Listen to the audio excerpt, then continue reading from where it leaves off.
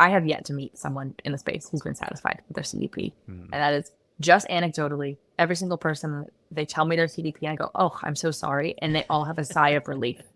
It's a little bit of a calculated risk on my part to approach it that way. But I have yet to meet someone that is like, what do you mean? I love it. And beyond anecdotal evidence, I mean, only 10% of folks say their CDP even meet for current needs, and only 1% say can handle their future ones.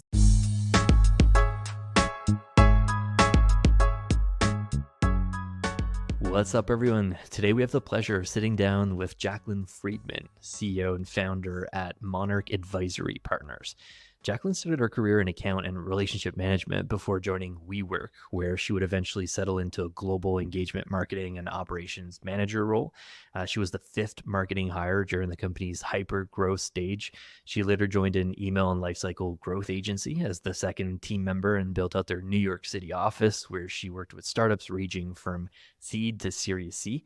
She then moved over to Grammarly as the founding marketing operations hire, where she built out the B2B MOPS team and led their marketing technology stack to support their transition to a B2B2C company. And recently, Jacqueline strapped on her jetpack and went out on her own as a solopreneur, founding Monarch Advisory Partners, a full stack marketing ops and Martech consultancy. Jacqueline, thanks so much for your time today. Really excited to chat. Thank you so much for having me. I'm such a huge fan of this podcast and this community, so it's truly an honor to be here. Thank you so much for saying that. Appreciate it. I think we actually first connected when you were still at Grammarly, and by the time that we got this set up, you had already strapped on that jetpack and went out on your own. So first of all, congrats on making Thank that you. leap. Myself included, and a lot of other folks see this as a definitely a bold move, especially in this like hiring economic climate, right? I'd love to ask you, talk to us about like the decision of going all in. What gave you that courage to take that leap? Did you already kind of like start moonlighting or kind of like launch in stealth on this side? And did you have a few clients before you made the decision? Love to hear that. Thank you again. Yes. So the decision to start Monarch was truly a lifelong goal, and I was ready for metamorphosis, got to be on brand. I come from a long line of entrepreneurs. Both my father and my grandfather have their own businesses, and I always grew up seeing how they conducted business. So I feel like I was fortunate to have a front row seat to an MBA, essentially just talking with them about day-to-day efforts. And so it was always embedded in my bones, but I also knew I needed the right moment in my career where I had a differentiating expertise. And I was a generalist for so long where I got my hands dirty doing lots of different things. And finally, when I realized, oh, I actually have a very specific skill set that is rare. And so that's where I kind of got the courage. But, and this is a little bit of a preview of something we'll discuss towards the end of the conversation, but um, reflection and journaling and just kind of introspection is really important to me and how I contemplate um, pretty much everything. I'm an overthinker and anxiety is my superpower. And so I've been contemplating for about a year about when I should do it, when the right moment would be. And after a lot of late nights, early mornings, I finally kind of sat down and recognized what I had accomplished in my career.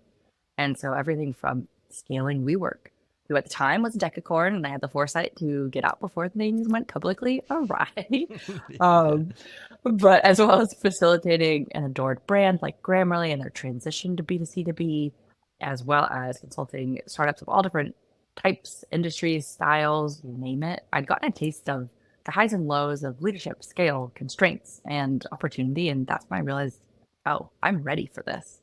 And so, to your question in terms of mood lighting, in terms of like the tactical and practical, while I was at Grammarly, I'd been advising a number of founders in the space purely because I just found the conversations interesting and challenging, not for any monetary gain, but just because I like to Cool. talk and kind of talk through problems and identify solutions. So I felt very fortunate that I kind of had clients lined up before I even created an LLC. And same thing, I've been very fortunate to have a number of colleagues and extended partners and vendors throughout my career who are my champions and recognize and understand my skill set and what I can deliver on. So it made the transition definitely more seamless than even I expected. So I feel very fortunate. I wonder how many listeners have checked out the WeWork TV show on Apple TV. I wanted to ask you, how Yeah, close was ask. that to reality? Is that kind of close? Completely wild? So, are we talking about We Crashed or the documentaries? That's the question. The dramatization, the one with Yeah, is it Jared Leto? it is Jared Yeah. Leto and Anne Hathaway. So, Yes. I watched all of the content because, you gotta know. You gotta see what else is out there. And We Crashed, the series, is the closest to the truth, but it is nowhere near even scratching the surface of what happened. Interesting. Everything you think happened, 10x it. And that is on brand where we work. It was a lot Wow. more than even what they put out there, but it had the kernel of truth and the ethos behind it. Yeah. So I found it to be very a little PTSD inducing, but it was true to the story. Very cool. Yeah, definitely some really interesting in-house experience, and now doing your own thing, getting a taste of different types of companies, different sizes. I myself, like, one of the things I love the most about MOPS is this idea of project management and kind of like mapping out different flows, shopping for tools. But as I've kind of like matured in my career, I've gotten less excited about writing emails and coding emails, and I love that on your site. I was reading through some of your services, and I love that you're focused on advisement and strategy. I wanted to ask you, like, do you find a lot of potential clients want both strategy and execution? And how do you kind of gently say, no, I'm not writing emails anymore, but I'm happy to help with this instead?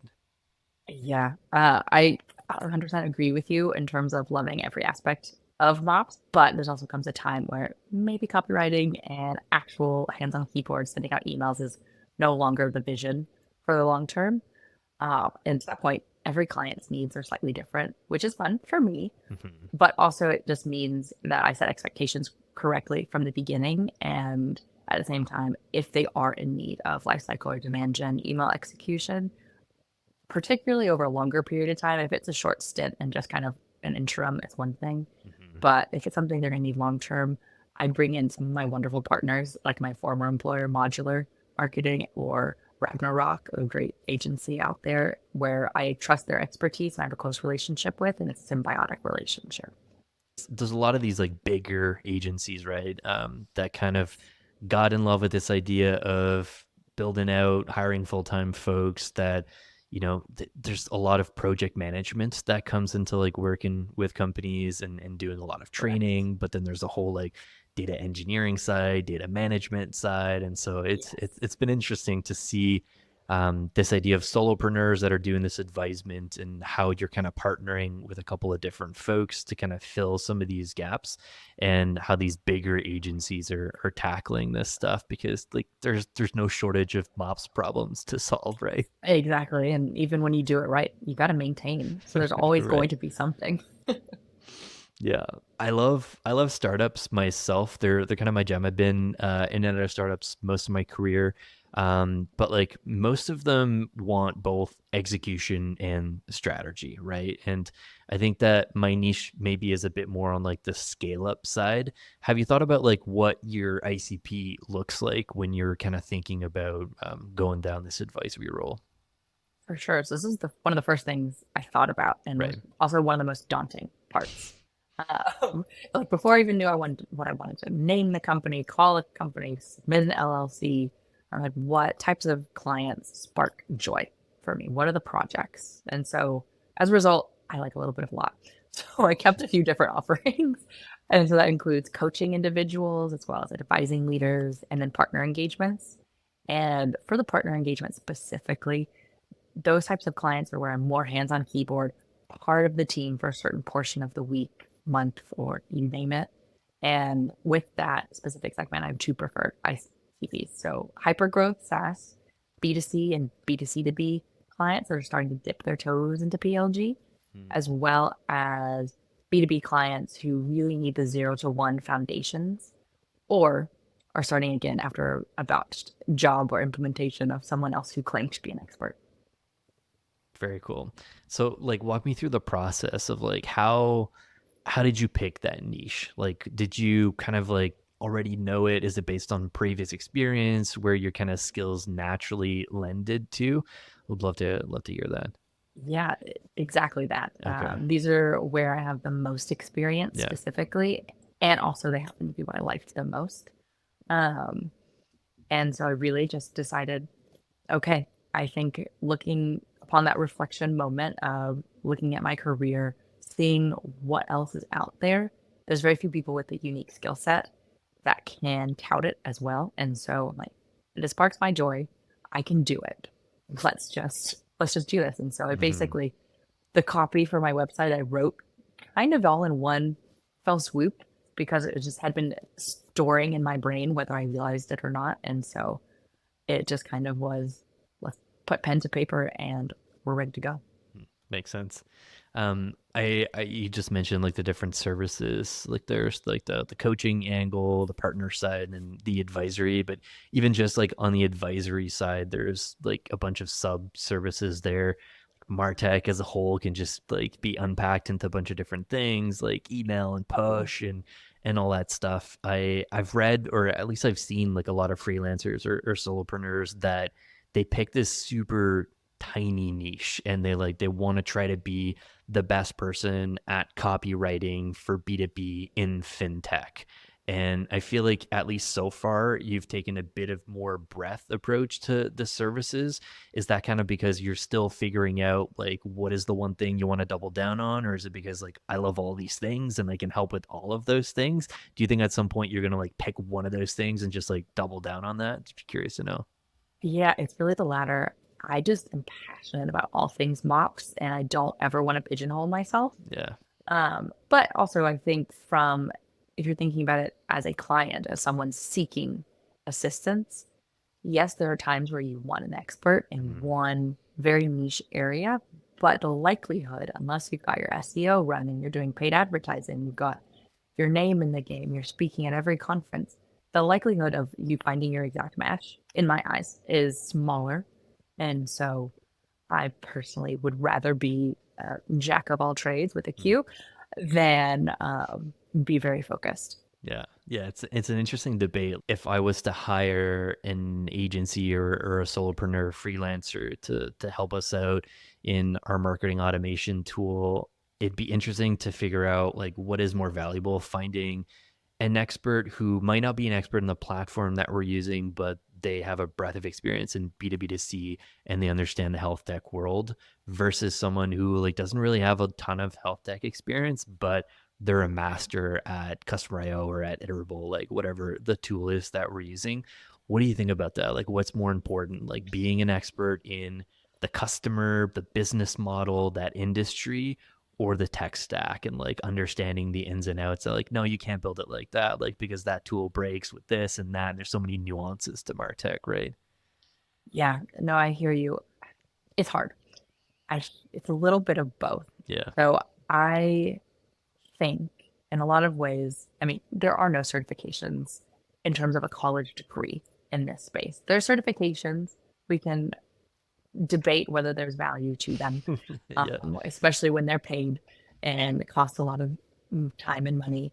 But I see value in either someone who's an expert in the specific space and they are going to give you all that they've got, or someone who's an expert in this tool who is super curious to become an expert or have expertise in your dedicated space. So as long as curiosity is involved, and that'll kind of chime into something else we're going to talk about in a second, but as long as that is included, it's just something you have to tell through interviewing them, through asking how they think, how their mind works. Not everyone thinks that way. And so I think there is wiggle room and a little bit of a gray area, but there is value to each approach. It just depends on your company's needs, culture, the flexibility, the adaptability that you have and ingrained as a company, and whether or not you would allow for the same thing to happen for a consultant or an outside third party contractor. Yeah. So I'm guessing the transition that you're making to this next question, I was going to ask you like the folks that are listening right now that are just like, I'm full time in house. I've got a body of work, and I'm starting to get like a couple of folks reaching out, like, hey, do you do moonlighting? Can you help me with this or with that? And they're starting to get that itch a little bit, and they're thinking about that next step of maybe becoming an advisor at some point or going off on their own. What advice would you have for those folks today in their like in-house roles? Is there things that they could be doing differently in terms of projects? Should they be like picking up some of those moonlighting contracts, get a taste of like what they want to do and specialize in? Curious your take there. Yeah, I definitely am all for say yes. Yeah. Um, and you can find out if it's a fit for you or not. Hmm. Um, that said, I'm a recovering workaholic. And so take my advice with a grain of salt, have your boundaries. In terms of actual skills, soft skills, hard skills to make that possible to potentially become an advisor, we're all uniquely different. We have our own approach to things. We have our own unique DNA. And so because we all bring something different to the table, I mean, we're all going to approach things differently. But I do find two key approaches really valuable in the pursuit of becoming an expert in any concept, anything, whether it's a hobby or a profession, so that you might get the chance to become an advisor. And it's two things: it's curiosity and active listening. Hmm. So, in terms of curiosity, I, in the most positive sense, blame my liberal arts education for my constant curiosity, really immersing yourself in and understanding your craft, really digging in into a 360-degree perspective of what you're doing and understanding how every interworking piece works. So, how it affects other departments, how it benefits your customer internally, as well as your external paying customers. And forging relationships so you can be the nexus of innovative change is where I found to be the most important. You want to be that go to person or the person who knows how to translate amongst different teams to make other teams' lives easier. And as a result, you get to move forward quicker and better and faster. In terms of active listening, you're only as good as your listening skills. So, conducting interviews, maintaining one on ones and touch points across different teams means you can translate the root of pain points and problems and identify elegant solutions that everyone will unanimously, plus or minus, be on board with because everyone's needs are included in what you're proposing. And I know I wouldn't be where I'm at today without the incredible engineers and data analysts and data engineers who upleveled my own personal understanding to the point where now I'm very dangerous in Yeah. nearly every technical conversation, even if I'm not writing a singular line of code, but because I'm overseeing the delivery of it, Right. you have to be able to talk towards what you're speaking to, and it all is interrelated. Hmm. And I think that is a trap a lot of people fall is being so hyper focused with blinders on. If you're not empathizing with the team around you and understanding how things make them tick or how your impact of what you're doing impacts their downstream tools or effects, it's going to be difficult. Yeah. How do you translate that to being now kind of a third party advisor with companies? Like you just mentioned this idea of like mops is such a collaborative role, and you need to have that relationship building and doing one-on-ones with different people on the team. As an advisor, obviously like you're on retainer, you're like on an hourly rate, and maybe sometimes like the client isn't like, yeah, no, you're not going to have like 3 hours of one-on-one with different folks on the team. How do you still have that like mantra of building a relationship with different folks and like having that sense of empathy when you're a bit more third party? Yeah, for me, it's a requirement. If it's not an option, it's not going to be a fit. Cool. And one of the best pieces of advice I ever received from my grandfather: your clients make your day or break your day, Hmm. and choose your clients wisely. And I've got principles and values for Monarch as also as a human, and they were very closely related as a result. And if my client doesn't also have those, it's not going to be a match. And it's just like you're interviewing for a new team member, you want them to be a quote unquote cultural fit. It's the same thing. Love that. That's a really good piece of advice. I think that easier said than done for sure. Like, Yes. especially, I'm putting myself in the shoes of maybe someone who's like 5 years earlier in their career, like in-house. And I feel like myself too, I was so focused on being heads down and doing the work and trying to like impress my boss or impress peers on like, just look at this like automation flow that I built, or look at this email course, look at the conversion rate on like free to paid. And I just like, I skipped out, or I didn't focus enough on that relation building, on like doing the one-on-ones. And maybe it's just like maybe my introverted side of just like, you know what, I'll be heads down, I'll do the work. But now that like a bit more senior in my career, and I spend a lot more time planning projects and like building relationships with other teams and getting to know other people on like a deeper level, it makes a lot of these conversations easier. And Yes. so yeah, I think your advice is really spot on. Well, and it's interesting to hear you're also an introvert because I am too. However, I one thing I fail miserably at is not so much self promotion, but team promotion of essentially marketing. Mhm. That is not my strength. And instead, forging the relationships and alignment across different stakeholders, that is a superpower of mine. And so now you know that's maybe your difference, a differentiating factor for you that you can use with the knowledge of, oh, if I add in this soft skill a little bit and just be mindful of it, I'll be able to do X, Y, or Z. Versus me, I'm like, I need to learn how to promote myself or Mhm. talk about what the work I was doing versus just being heads down, accomplishing it. Those who are in the know and like, you did a great job. I'm like, thank you. On to the next. So it's a balancing act that I don't think anyone has figured out just right. And that's where we all bring our own different flair. The way you would approach a project is probably different than the way I would approach it. And that doesn't make it better or worse, it just makes it slightly different. How many projects have you played in that are talking about this debate of like build versus buy? This is something I've asked a lot of recent guests on the show, and I'm working on this like compilation episode of all of these different answers and perspectives. And I think that episode is actually going to drop before we release our episode. So folks are going to How get a exciting. preview of some of your answers before your full episode. But I wanted to ask you, like, I wasn't accustomed to this like build versus buy debate in startup land. Like it's just not a thing. Like we buy tools. There's no way we have resources to build out our own tools. But then I had a stint at a bigger company, WordPress.com, and we actually had a lot of internal custom tooling. And we had this interesting audience where if we built interesting internal marketing tools, we could sell those at some point to our audience. So there was like this idea of there is maybe some value in building this out because we could repurpose this to our customers. But it was essentially not supported by as many like services and like support people as there would be in a third party tool. So yeah, like most of the custom tools that were built like didn't quite hit the mark, especially on the user interface. Like it often was just like one of the Yep. things that was left behind. What are your thoughts on this like build versus buy debate in Martech? This is a topic I adore talking about because I love to challenge the narrative internally at companies, much to many of my beloved engineers' chagrin.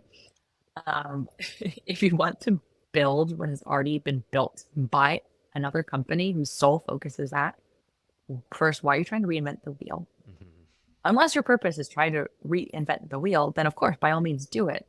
But if someone's already doing it and dedicated to it, that answers your question. Yeah. Why? Exactly.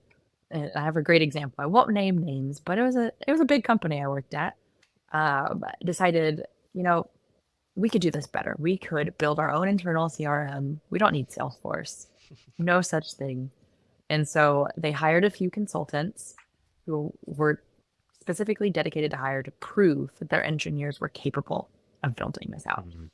Not only did those consultants prove this was not a worthwhile investment, the company ultimately hired those consultants as full time W 2 employees to manage, architect, run, and build the team to Mhm. manage our Salesforce instance. And for me, that was a perfect example of showing it's already built by the best in the business until there's something new. And I'm really excited to see what else is out there. If there's a new competitor, hit me up. I want to see it. But it just is a great example of don't build something that already exists and they do it really, really well. But that is also to say, if you're seeking to build something and it's not only going to become part of the company's core functionality, core tech, and you're going to have a dedicated team supporting, maintaining, and productizing it, and you did a cost analysis and all is clear, do it. Build the tool, build the proprietary tool. I'm all for it. Mhm. However, there's something to think about in terms of the longevity for career pathing. Right. With custom built tools, particularly homegrown ESPs, every team regrets it. They are pleading their case day in, day out to instead purchase a next generation platform to support not only their team's needs, but the entire company's needs. And just regular old personalization efforts, not taking a week to get a list, you name it. And if you think about this from a career trajectory and training perspective and standpoint, you can become an expert in a proprietary tool, and that is great. However, the transferable skills of that is not always the most easily explained in a Yeah. new role. It's not irrelevant, but it's not a big name. It's not a top tier Yeah. brand. And it's just something to think about in terms of transferable hard skills of how you want to set up your team for success and the, the way you frame it. Yeah, it's a I was great probably a point. little long winded. No, no, that's super good point. Yeah, it gave me a bit of PTSD listening to your answer because Oh, I joined WordPress.com like knowing that like this was gonna be part of the role. Like I kind of found it interesting that I was gonna get to wear this product manager hat and build out or at least figure out what is a roadmap to building out an internal ESP at a massive company like WordPress. And I sounds like we should assumed talk after this. I yeah, want to hear yeah, more. yeah. For sure. I assumed that it was going to be a big team of engineers like supporting it, right? And at first it really wasn't. And we did get approval to like build out the team and get more folks, but after a while, like I just didn't enjoy it. I realized that I was also like doing two roles at the same time, like trying to figure out how to build stuff in that tool and like increase the onboarding rates and like launch emails while like building out a roadmap to improve the UI of the tool. So maybe that was part of it. But like as a marketer working on that like internal build, I also like got myself into the shoes of some of the engineers who their counterparts and their peers were building the WordPress platform and Right. they were building internal tools for marketers. And there's just a different level of celebration when it comes to like launching new stuff. And so I feel like there is, and other guests have like mentioned this too, like there's this commonality that Martech just isn't interesting for engineers to work on. And a lot of folks see it as this like tour of duty.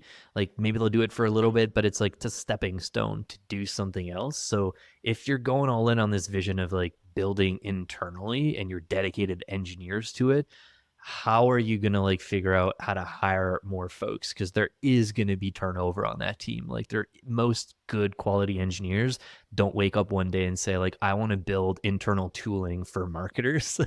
That's not Correct. usually the case. Do you agree? What are your thoughts there? I definitely agree, unless you find the amazing engineers who are dedicated to Mm. it. And they are true unicorns. I have come across a few, and I'm grateful to them.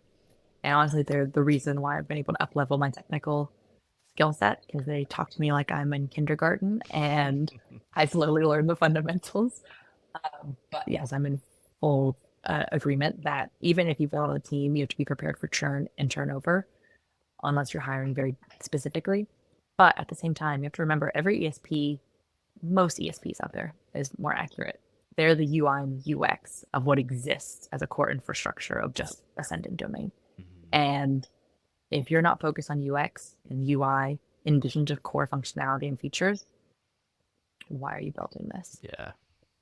I'll ask you a hypothetical question on that point. Let's say that you work for an ESP vendor and this ESP vendor wants to like tweak their positioning and they have got two options. They can either really fine tune the craft and go all in on the technical marketer persona, the marketing operations person like yourself, and really like hone in on that vision and how do we like word our product to get this person's attention. Or the second persona is the technical engineer, the engineer who might be in house, who is working on integrations and the pipeline to like power this tool and activate that data within the tool. And you can only pick one. Like, do you cater more to the engineer or the technical marketer? Oh man, you only pick one. You can have multiple different profiles that speak to both. If you're a B2B business, um, I would focus on the marketer. If you've got a really great technical marketer, you'll be able to bring in your engineers into the fold. Uh, and that was one of my strengths, particularly at Grammarly. We, as an example, had to do a 4-week evaluation of ESPs. Mm, I didn't sleep for a month, but um, across 150 different data points, every single piece, not only did I validate through third party references, in addition to the ESP provided references, I had my engineers go through every single thing. It was a scorecard fully, and we would not pass go if anything wasn't green.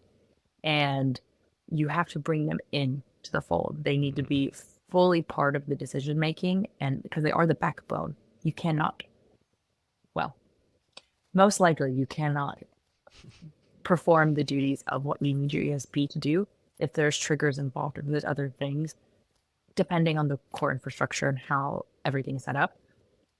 They are your partners. They might not be the decision maker, but their decision is required in order for you to move forward. yeah, great advice. Totally agree. Ideally, like you speak to both personas, but like the person who's Yes. shopping for those tools, like you said, is the marketer. Like, the marketing Correct. ops person is the one who's gonna like identify that need, work with the front end marketer on like the use cases. And then once there's like a short list and you're going into that scorecard, then you involve the technical engineers.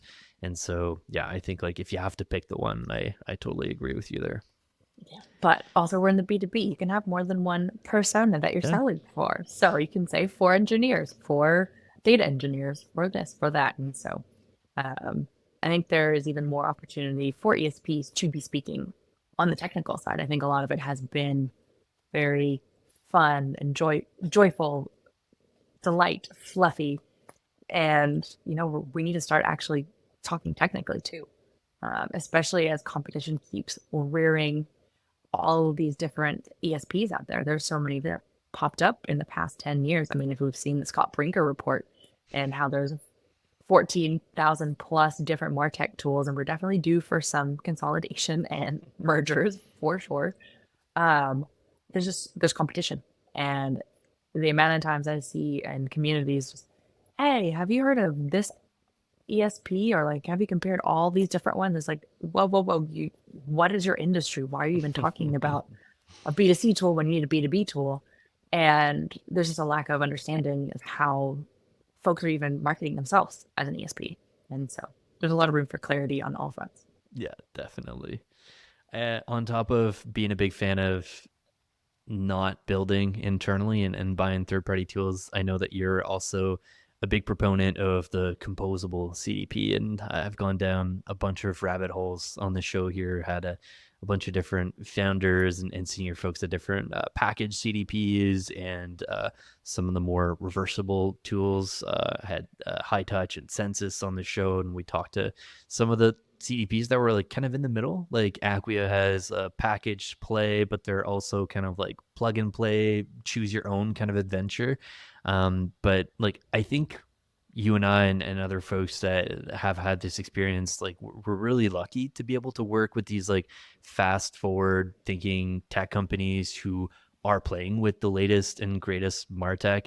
But it's easy to forget that most of the world is like waking up to like what the heck is a customer data platform and how do I balance this? Like you just mentioned Scott Brinker. Like if you read some of his reports, like one of the questions he asks is just like, where is like the central orchestrator in your stack?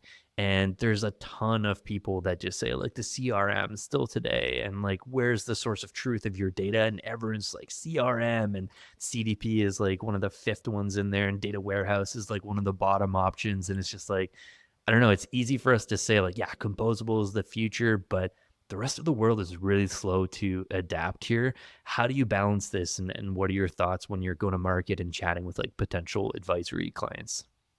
No, you're right. This is probably one of the most interesting topics of our time. And I'll definitely say I am not reading into any product marketers' hype. I and this is probably my spiciest take. So I have yet to meet someone in the space who's been satisfied with their CDP. And that is just anecdotally, every single person, they tell me their CDP and I go, "Oh, I'm so sorry." And they all have a sigh of relief. It's a little bit of a calculated risk on my part to approach it that way, but I have yet to meet someone that is like, "What do you mean? I love it." And beyond anecdotal evidence, I mean, only 10% of folks say their CDP even meet for current needs, and only 1% say can handle their future ones. This was a Hmm. report conducted by Forrester 2 years ago. Speaking of big names in the industry like Forrester, CDP companies ought to be quaking in their boots, and yes, I'm from Texas, and not congratulating themselves on Gartner's CDP Magic Quadrant, for example. Though I understand the need to, in such a pay to play environment, I recognize I use G2, I've used Gartner, I've used Forrester, all with a grain of salt, but that does not take place of actual functionality and usability. And so I've consistently observed CDPs just vastly oversell and underdeliver on their promises. And they tend to focus a lot on product signals, which are super valuable and is a game changer. However, marketers deserve and need so much more than that. And so this is where I prefer the flexibility of verse ETLs like high touch or census and or the specificity of a composable CDP like high touch, where there's both an ease of use for minimal implementation. You just need to know what table to bring in, and you're off to the races. But also, you're not doubling your storage costs, so you're making your procurement and CFO teams happy. And instead of having multiple different places where you're paying for the storage, you have one singular source of truth, which is your data warehouse, and that is the way your source of truth should be handled, where your financial analysis is being done. It is where every single important report at your company, assuming you standardize it to enough that you're all looking at the right things, that's where it's placed. So in my eyes, having a solution that is warehouse native is the chef's kiss. And also the proof is in the numbers. And I'll speak personally. Before I left Grammarly, in collaboration with a number of team members, it was not just me, but we had connected over 25 different destinations or channels in some cases.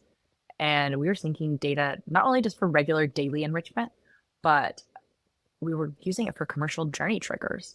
So lifecycle marketers no longer need to rely on engineering like they once did. We were saving in the millions of annualized dollars in paid advertising solely by having a daily sync for different subscription types and replacing a formerly once a month manual thing if someone remembered to do it. Hmm. And I can go on and on and on about the ways this approach is more cost effective, scalable, flexible, and actionable. But all that to say, I've been really, really fortunate to have both the trust and the autonomy to forge paths for long term scale. But that also requires a number of folks in collaboration and in combination of like minded individuals with a lot of foresight. Like, no company, I will not tell you, there's no company out there that will say, I want to be left behind. And so we too, as employees, have the responsibility to ensure it evolves and to back that vision up with business cases and persuasive conversations with procurement and beyond. That is, in my opinion, the role and responsibility of someone in the MarOps Martech space. You need to be at the cutting edge, or you're just playing your cog in the machine, which is probably so bad to say. Sorry, but you can cut that out.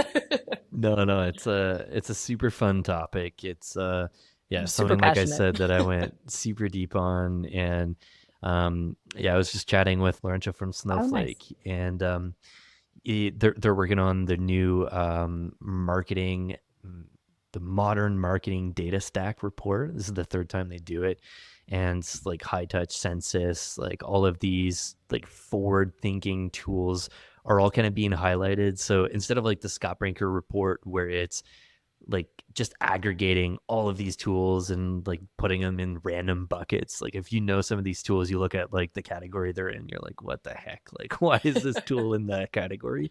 But they take a different approach. Like they've got like 10,000 plus customers, and obviously forward thinking customers who have a data warehouse, and they're like building on top of that stack as like their source of truth. And so their report is essentially looking at like what other tools are these customers building on top of Snowflake. And so that report just features that, like what are these some of the upcoming tools that they're seeing a lot of their customers purchase and buy.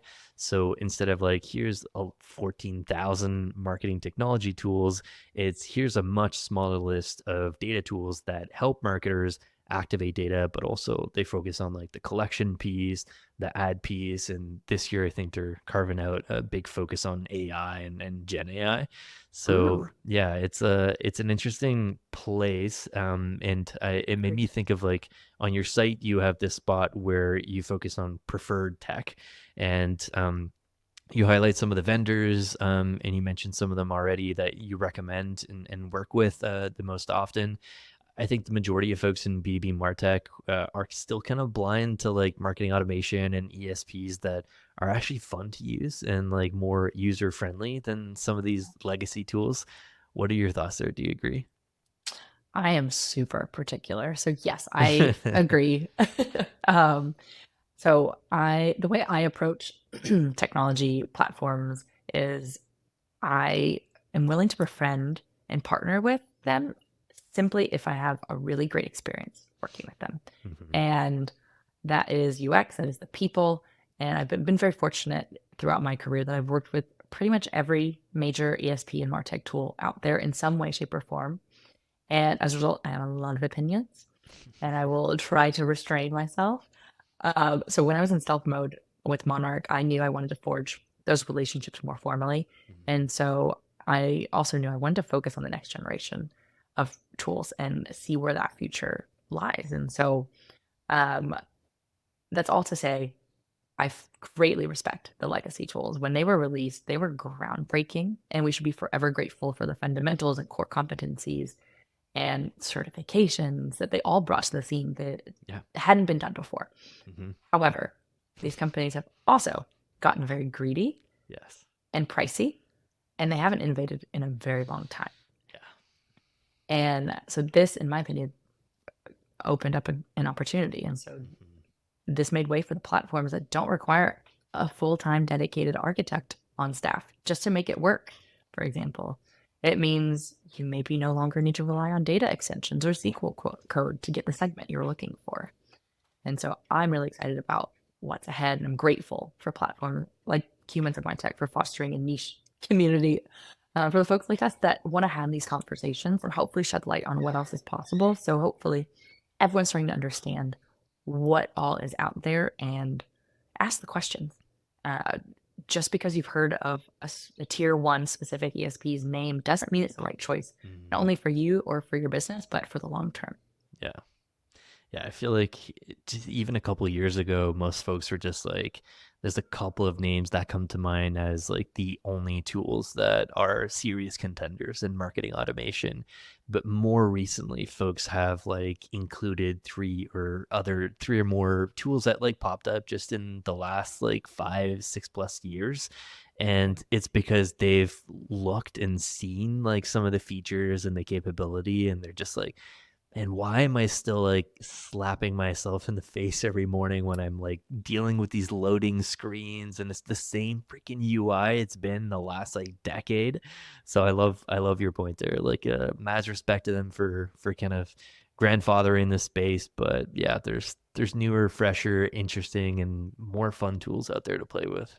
Exactly. And in that same vein, I'm grateful to teams like Scott Brinker's team for and the Martech Weekly and other existing communities for doing their own evaluations of their own version of a quadrant, because I think as a group, and I'll only speak specifically to the MarOps group and community and Martech community, we've come to learn what they say on those quadrants or in their own versions don't typically line up with the actual use case.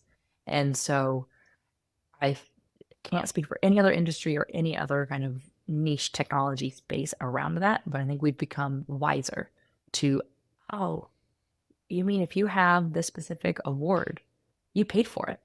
Oh, if you have this customer service award because you have a CSAT score over 80%, you paid for it. you realize 80% is not very good, right? That's like a minimum requirement. Yeah. And you're touting it instead. And so I think we've caught on to the formerly understood as product marketing tricks.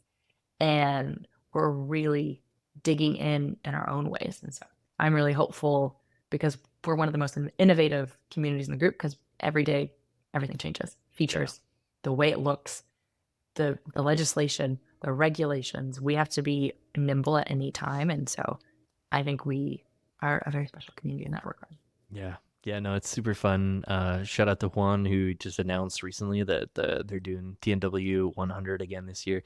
By the time this Very drops, excited. maybe some of the voting will be out already. But yeah, curious to see who the winners are this year. It was an interesting showdown last year. Jacqueline, this has been super fun. I got one last question for you before the happiness question that we end all interviews with. I feel Okay. like it's selfishly really curious your take there. I'm in this world right now, and before I joined the company, B2B2C, I was like, what the heck does that even mean? Is it like marketplace? Not really. And I tried to spend time like finding other companies that weren't just in health tech, because I feel like a lot of health tech companies are B2B2C just by default. For But sure. you mentioned that you spearheaded the cross-functional infrastructure for Grammarly's consumer and business line transition from historically B2C centric company to a B2C to B company. So my startup is B2B2C.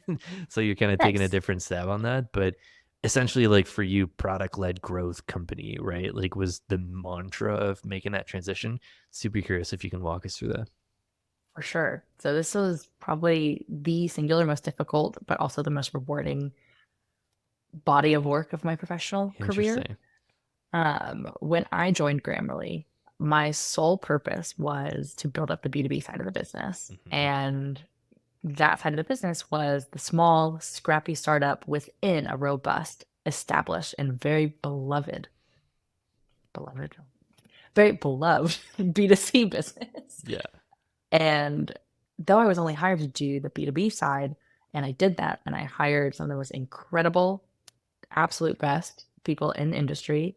Huge shout outs to Kelly Metter and Carla Vince. Once they were in place, not only did I have the confidence that, okay, I can kind of shift my focus, I took that step back and focused on the interoperability of our marketing system and realized there were some kinks in the machine and no one else was seeing them. And so I, the forever overachiever, also took on the unpaid part-time job of trying to figure out how to connect our disparate B2B and B2C systems Mm, with the longer term vision of PLG in mind. So ultimately, through a lot of conversations and that relationship building amongst all the different teams, thankfully there was also a parallel path of we were onboarding Databricks and our own data warehouse into a singular source of truth.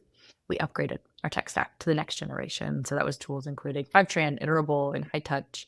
And with all of the data in the right place, we were off to the races with PQLs, PQAs, and leveraging them in Pardot and Salesforce. very cool. Yeah, it must have been a super fun project. It's interesting going from B2C to B2B. Yeah, just getting a different taste of that. But it makes sense. Like at first when we were talking about that, I was like B2C to B, but obviously Grammarly was like the go-to like Chrome extension for a lot of consumers. And then I'm guessing like the shift was just like, how do we go up market? How do we like roll this out within different businesses and all the employees within that company, right? Exactly. And not to special shout out what the business offering is, but it offers things that people in the market were looking for. Right. It keeps you on brand. It helps you stay within the style guidelines of what your company has. It's a marketer's dream. Hmm. Marketer's dream, but also support and customer success person's dream too, of ensuring you're following exactly how the company wants you to be speaking externally. And so there was a niche waiting to be filled. And so it was really just building upon the, you know, 10, 15 years of momentum to usher in that new enterprise era. It's been such a fun conversation. I really appreciate your time. I got one last question for you. We ask this at the end of all of our interviews. Jacqueline, you're a marketing leader, solopreneur, an advisor. You're also a coach, a dog lover, an indoor and outdoor plant scientist. One question we ask everyone on the show is, how do you remain happy and successful in your career? How do you find that balance between all the things you're working on while also staying happy? This is probably the absolute hardest question of the entire podcast. Let's go back to talking about Martech and marketing operations. I'm just kidding. I'm forever seeking this answer. Yeah. As mentioned, I'm a recovering workaholic, and it's going to be a lifelong journey. It's something I work at every day. And so I strive towards balance in a few ways. And so it's more strategies than actually achieving. Hmm. But I ground myself through a few different modalities of therapy and journaling. I really try to fill my cup by going to as many live concerts as I can, and also spending as much time as humanly possible with my two rescue Shar-Pei boxer mixes that are just squishy, and I like to cuddle with them. And last but not least, but of course, my fiance, like we have a dedicated date night on the calendar for us each week, and he's also Nice. just my safe haven that supports and contributes most truly to my happiness. Awesome. Very cool answer. I think that there's a lot of wisdom in focusing and self-reflection there. And yeah, I could probably take tips on the workaholic side of that myself. It is a journey. There's a 12-step program for a reason. It's day to Yeah. day. I feel like there's almost like a different category of like workaholics who are stuck in a job that they hate, but they need to like continue to grind and they like part of Yes. them just can't let go at it. But then there's a category of folks who just love what they do. And sometimes like time just escapes and you're just like chilling and watching TV and you're just like, you know what? Like, I wouldn't mind to code this email right now, or I wouldn't mind to Yeah. like look at this Martech report. And it's just like, two different flavors. One of them is a bit like healthier than the other, but there's still like a healthier middle there. Exactly. It's a combination of the flow state of I'm in it, I love what I'm doing, and then it's like, oh no, I look at the clock and I've missed out on maybe some really important life things that are more important long term. Yeah. And so it is kind of the typical like priority urgency matrix, except you have to use it for your personal life too. Yeah. Awesome. Thanks so much for your time. Really appreciate it. This is super fun. Thank you.